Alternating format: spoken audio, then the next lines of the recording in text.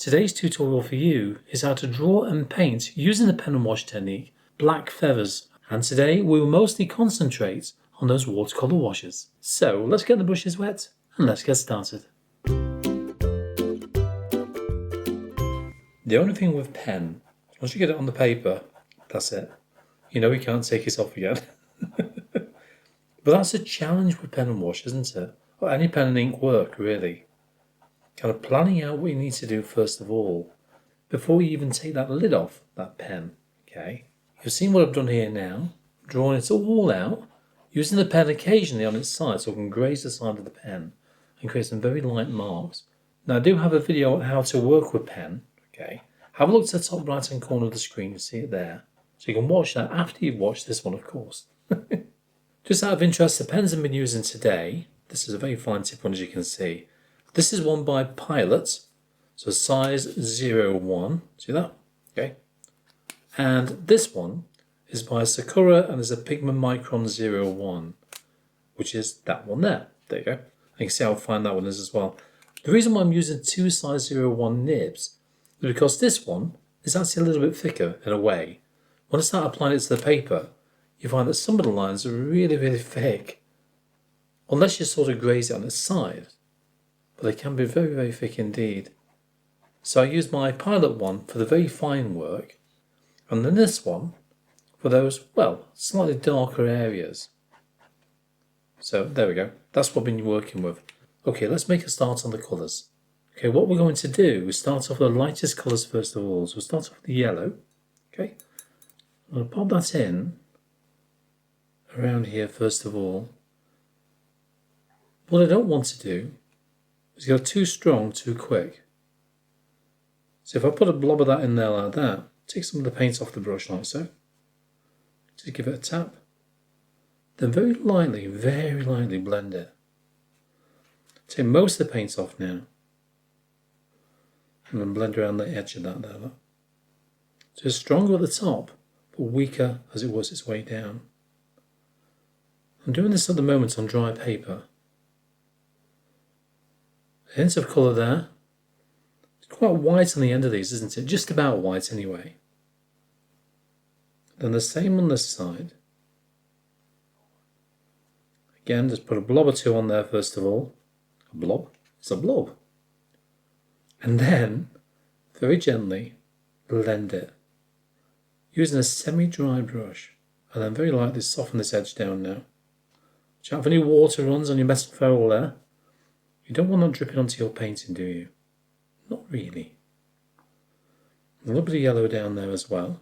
Just a touch. And then we've got some yellow on this side as well. It's quite a striking bird, this, isn't it?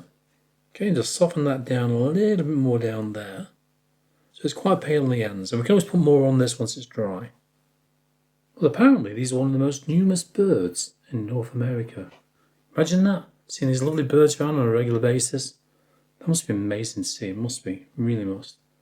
Now this is nearly dry here.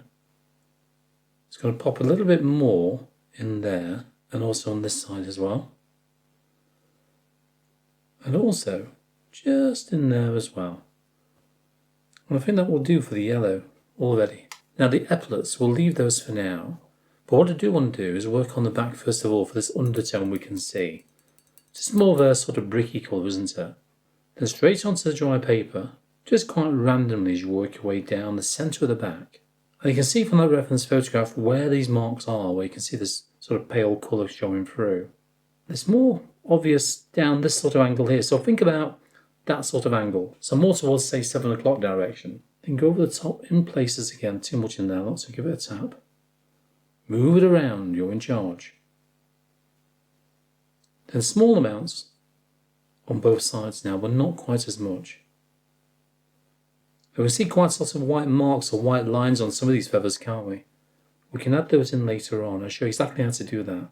So stay tuned, and I'll be adding those in near the end of this video. Now if you do like this video, don't forget to click on that subscribe button and that like button below. At least that way around, you shouldn't miss one of my videos here on YouTube. And also it helps me as well, kind of helps promote the video and show other arty folk just like yourself about the videos which we have on here. Now you want to work your way down the wings now with the same colour. Same colour. See a little bit on this feather here. And small sections here and there were in the other feathers, but not much. Barely discernible, aren't they, in some places? A little bit round there. Towards the tip of this feather as well. I'm going to blend this in a minute. All the way down. Oh, missed a feather down there. Oh, that's just that area there. I don't think we need any more further down. I'll show you why in a minute. That's because that's more of a brown tone, really. A little bit of this in there, but not too much. Clean brush. Keep looking at that reference photograph every few seconds. That's exactly what I'm doing here. I've got it on a tablet in front of me. So you've got a tablet, iPad, computer screen, mobile phone even. It's really handy for that. It really is. And on the dry paper again, very carefully using the size 2 brush, start to fill in this area. And what we'll do is lift off a small amount of paint in places, to sort of accentuate those highlights that we can see within this, well, the shoulder of the wing really, isn't it? Okay, just into there, or the epaulet as they call them. Just down there. Now for the next lightest colours, what I'm going to use is a little bit of brown, which is this one here. Sort of a black come brown really. A little bit of blue in there as well. So it's not a bright brown, is it? And this is still quite watery. And to prove how watery that is, if I get some scrap watercolour paper, always save any failed paintings, okay? Because they come in handy for chopping up and using for testing strips like that. I'm going to use this colour now to start to add in some of the edge highlights we can see on some of these feathers. Got a little bit around there. I'm just going to zoom into my photograph a little bit. And a little bit around there. And the more you look, the more you start to see. You really do. If it's too much, take some paint off, move it around. Then the edges of all the feathers you can see along this side here. Just the edges there. This is quite white around there, isn't it? Very pale. More like a pale blue. So I'll have to add that in a bit. Don't know what colour we use for that. I'll find that out in a minute. And then start to fill in some of these feathers here as well. Now I know. Oh, right, let's not go into song, shall we? You can see some white lines, can't you? And also on the other side as well. We'll add those in later on. You might need more than one layer of this colour, and that applies to all of the colours we'll be using today. Only put that second layer on once the first layer is nice and dry. Otherwise you'll end up disturbing the paint underneath, won't you? You don't really want to be doing that. Not really. We'll do the same on the rest of these now. So I'll quickly skip forward. So you'll have to watch the same thing over and over again. Yeah, I know. You know, it's amazing. The more that you look at a photograph, the more you tend to see. I know I said that earlier on, but it's very true because in this case, I can see plenty of blue and obviously brown as well. Yes, it's a black bird, but it's also got brown. But the more you study a photograph, the more you start to spot things and think, oh yeah, well that's not quite black, is it? Not really. Study that photograph and work out the patterns, the shapes, and obviously those colours as well. At least then there's less chance that you make mistakes along the way. I know. Believe me, I've done it. Now this is nearly dry, so what I'm going to do is darken this down with a little bit of grey. Just a small amount of grey. Just darken it a touch more. Because I've done with that colour now. And you can add the darker colour towards the tips of these feathers now. As I mentioned, it's nearly dry. Not quite, just nearly. Just the tips. We need to be darker, don't we? Yeah, we do. And also the right hand side of some of these feathers. But not all of them. Now don't forget all of the colours that you see here and the reference photograph and the outline drawing is available now on my Patreon channel. So if you do want to know what I've used, it's all there ready and waiting for you. Now before we go for our darker sort of blue-black colour, I'm going to put a lighter blue on there first of all. And for that colour I'm going to go for a small amount of French ultramarine or ultramarine blue. Whichever one you've got, they're all the same, aren't they, or just about. Bit of water in there, so it's nice and watery. Nice and watery like that. Load up your brush and then you can start to apply this to parts of the feathers you can see, especially those black feathers we can see. So from the head first of all, work our way down. It's going to be a blue bird to begin with. I'm going to darken this down in a minute, so don't worry. A little bit down there, leave gaps in between as well. Following the curves you can see that were drawn out there, okay? Plenty of curves there. Trying to see if there's much in the cheek area. There's a little bit in there, but not much. I've obviously got this in the beak as well, which I'll do in a second, or 2 or 5. Okay, let's do the beak next before we go further down. Now, very lightly, pop this colour in. It's paler on this side here, on the lower mandible there, but it gets darker towards the tip. So what I'm going to do, add that in there first of all, fill it in. Yeah, we'll fill it in. Go for our darker sort of blue-black colour there. And we can add that in. If it's too dark, we can soften it back. Maintain the straightness of that peak as well, because it's very straight, isn't it? I'm going to turn my body around so I can get to that angle. And there's also some markings we can see just inside the beak around there. I can't quite make out the nostril on this bird. I really can't. I know it's there. But the photograph is quite small, this one. It's not that detailed either.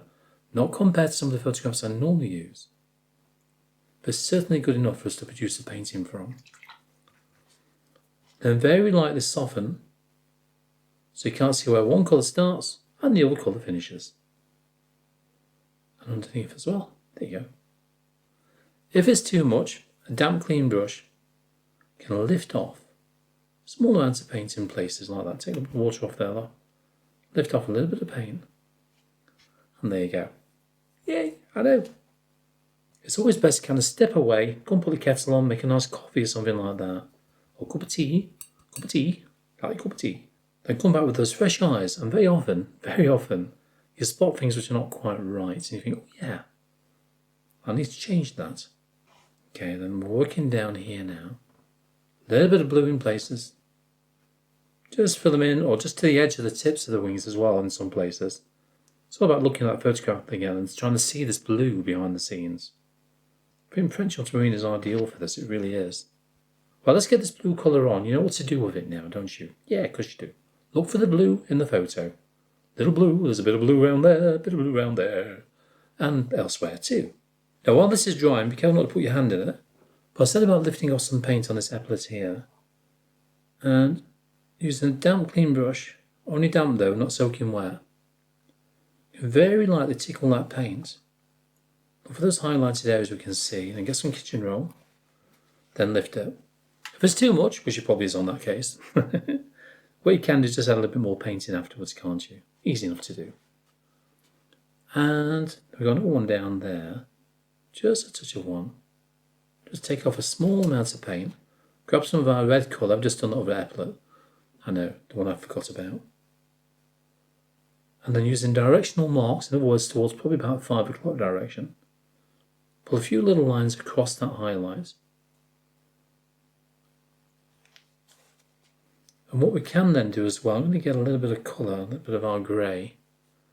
Add that in for some very basic details. Now, I did say that the detail work is already done because we've done all that pen work. But I can see I've not put quite enough within this applet here. So I'm going to put just a touch in there to change the way it looks. I'm just starting to fill in the head with all these lovely dark feathers. And I'm leaving gaps in between as well, using our kind of milky consistency blue-black. Plenty of gaps in between. In the right direction as well. Do take note of the direction these feathers grow. Or grow, whichever way you want to say it. And these, as you can see, grow sort of a curve all the way down. But the curve does change angle as it comes down as well. It's not all in the same direction. So bear that in mind. Just going to darken the lower parts of the beak a touch more. We do need to paint the eye as well, but there's not much in there to paint, is there? I know, it's very tiny. Very tiny. Pull out a few lines towards the background. Not that we've got much of a background on there, of course. And start to fill in, but again leaving plenty of gaps in between. I do the same around the cheek as well, but make sure that that cheek is slightly paler. And remember, to achieve that, all you need to do is lift off a small amount of paint, just using that damp clean brush. And these beaks look lethal, don't they? Apparently they use them obviously to break open seeds, which obviously you'd expect them to be able to do anyway, catch flies of course, speared beetles. I know, I just read that one, speared beetles. I'm not surprised with something so sharp looking like that. And also crack open acorns. That sounds like a plan. I like that idea. Okay, let's put a bit of colour in the eye now, shall we? So give your brush a quick wash out and grab some of our lovely French ultramarine. Give it a tap and then drop some in. All I'm doing when I'm using my brush, I load it like that, roll it as I pull away very often, then give it a tap once or twice, which takes off any residual paint. At least that way you find that it's not too blobby when you pop it onto the paper. Grab some of your dark colour, tiny amount though, then add that to the lower half of the eye. It's not black, just like a very dark blue. I do think it needs the highlights in there, I really do. And we'll do that when we add the highlights over the top at the end. Again, I'll show you exactly how to do all of that. Now work your way down the body doing the same thing now. What I'm going to do though, we don't need this too dark at the moment, so I'm going to add a little bit of water in there and start to apply that to the paper. So it's going to be slightly duller with more water in, not quite as rich as the top of the head here. And if you find it's not dark enough in places, all you need to do, let it dry and add another layer over the top. Skipping around that lovely sort of terracotta-y pinky colour and add the colour onto the paper. Leaving plenty of gaps in between. You can always go over it again if it's not quite right. Rather than putting lots of paint on there in one go and thinking, there's too much on there, now what do I do? But there are many ways of fixing a painting, and very often, not always, but very often, you can bring a painting back, especially when made a few mistakes along the way. I make them as well, quite often. So if you do, brush it off, smile, and carry on. Yeah, that's what I do. And when you get to this stage, start to work on each feather individually. Add the colour on one side, like I've done there, look.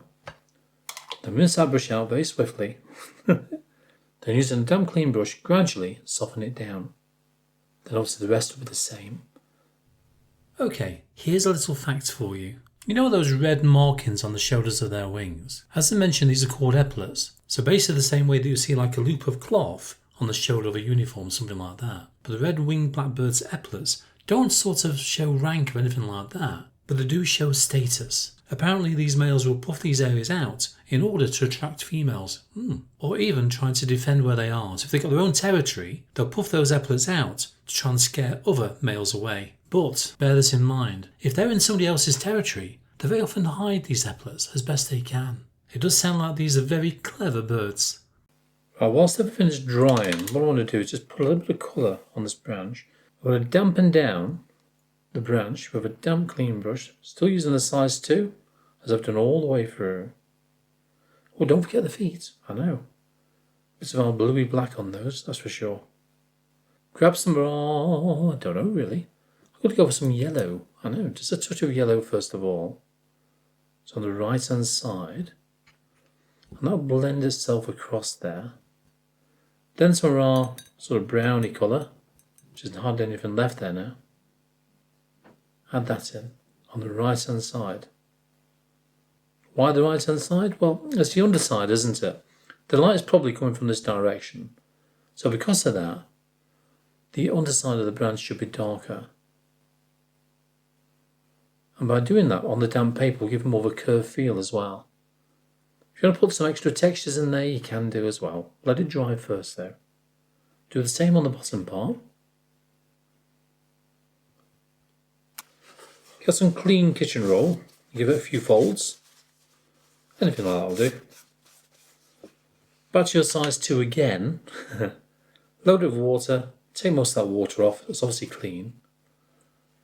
And this is just about dry, nearly. You can then lift off a small amount of paint using a damp, clean brush. Dab it. You have a small amount of paint there, look. That's all it is. That's what I've taken off. You can just extend this around the corner.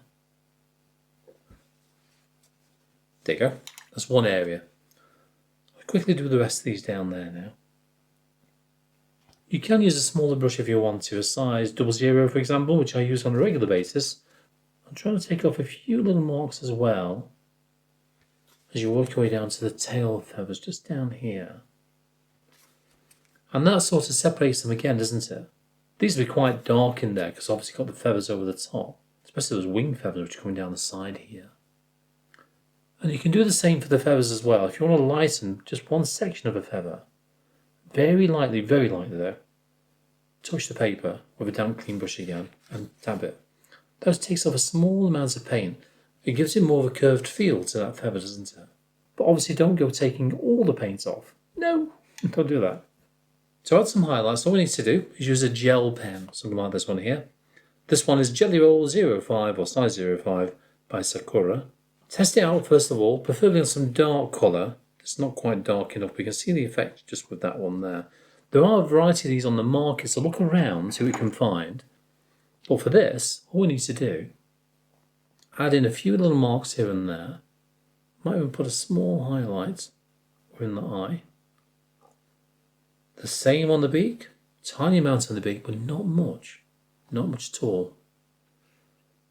Probably from the top of the beak there down. You can barely see it going on the paper because it's going on a lighter, paler area, isn't it? But when I put this on a darker area, now you can see it going on the paper. See what I mean? So if we go for this one down here, tap and stipple. Don't make it too even, okay? So don't just draw a line with this. It's well worth having these in your painting kit, it really is. So what I'm doing now is add a few little highlights here and there, but not many now. Put a few down that wing there. We've got a vein here, so I'm going to pop that one in. It's quite pale, this, isn't it? I think it's ideal for this as well. Got one just there. On this side, you can separate the feathers a little bit more by adding some of this white on the paper. I know you can barely see it. You can barely see it at all because it's quite pale around there. Also got a vein going down there. And the good thing about this white, if you put too much on, you can tone it back once it's dry. Let it dry first of all. Then go over the top of that with some watercolour paint, whatever colour you want to use. I think what I need to do now is add some lines down here now. So I'm going to put a line there. I'm going to have another one probably around here. Again, I can tone this back down afterwards. The problem with this pen is that when you start it, you start off with a dot. It's that dot which I don't like, to be honest with you, so I need to soften that one down at some point. Then work your way around the tips of these feathers. Again, we can soften it down afterwards. If it's too much, it's not a problem. Then grab some colour, some of our darker colour, which is just about dried up in my palette here. Then you can add some of that over the top of some of this white where it's dried. It does dry fairly quickly as well, by the way. Tone down those hard ends. There you go. Then like a dotty ends there. And kind of knock it back a touch. So where that was slightly offline, just bring it back like that. So ghost it first of all so you've got an idea of the direction they're going to go. And let's work on this outer one. So you're going to go straight down. Then finishes roughly about there. As it finishes slightly further down, saying that. There you go, another one here. Another one here. Like that. Sound effects are optional, by the way. Another one there. I think 1, 2, 3, 4. Then we've got one. There's a large feather in the middle here. sort of tapers out to there. Not so much on that one there, but then you've got a hint of one around here. They can tone these down a little bit in places, but not too much. Especially where it tapers out at the end there as well. Tone them back.